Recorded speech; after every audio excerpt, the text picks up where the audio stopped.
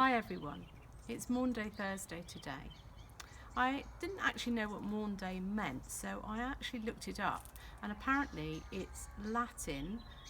It's from the Latin mandatum, to mean command, and it comes from where Jesus says we're to love one another as I have loved you.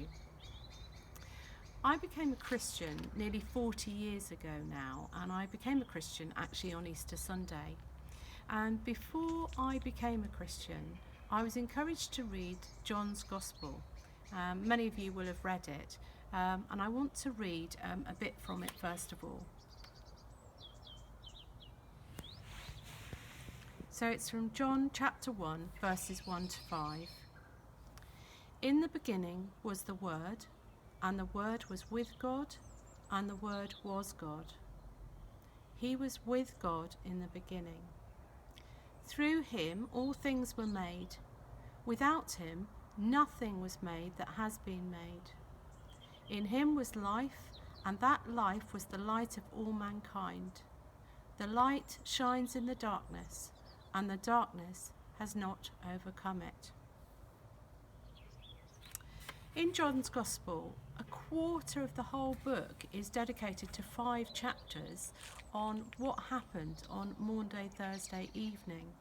And I'll leave you to read all of that if you want to. It's chapters 13 to 18. But just to summarise, at nightfall, Jesus ate the Last Supper with his disciples, his really close friends. And then they went out to the Mount of Olives, Jesus knowing that Judas was betraying him. It was a moment of greatest need for Jesus. He needed his companions to stay with him and pray, and yet the disciples fell asleep. And I wonder if it was a moment of spiritual distancing for Jesus. He had to go on and other people couldn't follow. It was the last part of his mission. And even when they came and Peter cut off the high priest's servant's ear, Jesus was true to himself and he healed that man.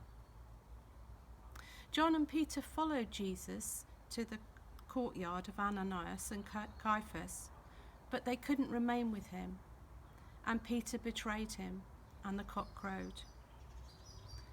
Darkness reflects what is happening in the spiritual realm. There is a lot of darkness in John's Gospel. Jesus was betrayed, he was deserted, he was lonely, he had false witness borne against him, and he was beaten and whipped. And yet, it says, the light shines in the darkness. And we're at a time of real darkness at the moment. We're coming to the top of the curve, or so we're told, with coronavirus. And we're all feeling separated from others we know and love, and people we long to be with. I really miss my family. We feel frightened and worried at times about ourselves and those that we love. We struggle with the lack of freedom, being out of our normal patterns, not being able to sleep properly, not necessarily being able to work in the same way. Some of us have financial worries. We may be struggling at home with the people we live with. And all the time we're hearing news reports and reading texts or Facebook posts about illness and death. We may already be grieving for somebody we already know has died. But John's Gospel reminds us that even in these times, the light shines in the darkness, and the darkness has not overcome it.